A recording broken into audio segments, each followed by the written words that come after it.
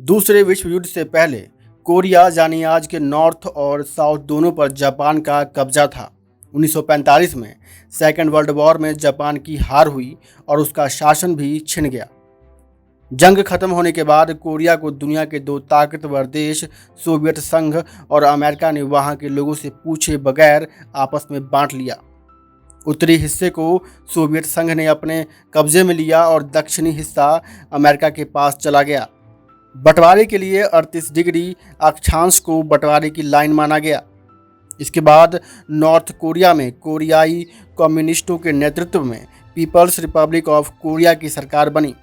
वहीं south Korea में लोकतांत्रिक तरीके से नेता सिंगमन री की सरकार बनी। परंतु विस्तारवादी विचारधारा से ग्रसित नॉर्थ कोरिया की सरकार ने 25 जून 1950 को साउथ कोरिया पर हमला कर दिया। युद्ध शुरू होते ही अमेरिका ने दबाव डालकर यूएन में वोटिंग कराई और साउथ कोरिया की सुरक्षा का जिम्मा अपने हिस्से ले लिया।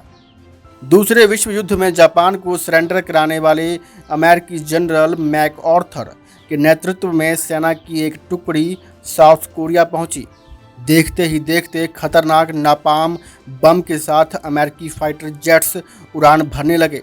इन बमों में केमिकल्स का इस्तेमाल होता था जो इंसान को भाप में बदलने की क्षमता रखते थे। तो दूसरी तरफ अमेरिकी सेना के B-29 और B-51 बम वर्षक विमानों ने नॉर्थ कोरिया के गांवों को तबाह कर दिया था। जनवरी 1951 तक अमेरिकी सेना ने नॉर्थ कोरिया की कम्युनिस्ट सेना को न सिर्फ 38 डिग्री अक्षांश के बंटवारी वाली सीमा के पीछे धकेला बल्कि यालू नदी के करीब पहुंच गए। अब ये यालू नदी चीन और नॉर्थ कोरिया के बॉर्डर पर है। ऐसे में चीन को यह डर सताने लगा कि कहीं जनरल डगलस मैकआर्थर अपनी सेना के साथ चीन की सीमा में ना घुस जाएं। चीन के इसी डर ने उसे जंग में खुलकर उतरने के लिए मजबूर कर दिया।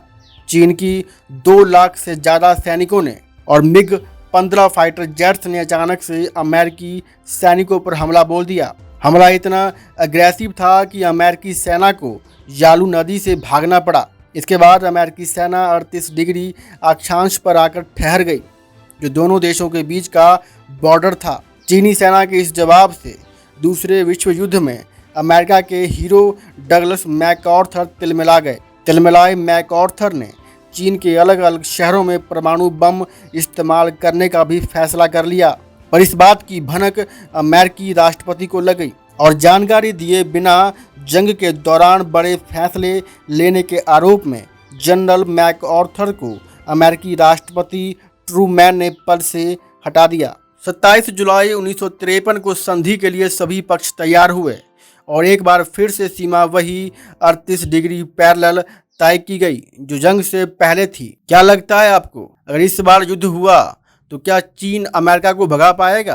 अगर आपको हमारी वीडियो अच्छी लगी तो लाइक और शेयर करें, चैनल को सब्सक्राइब करें। धन्यवाद। जय हिंद।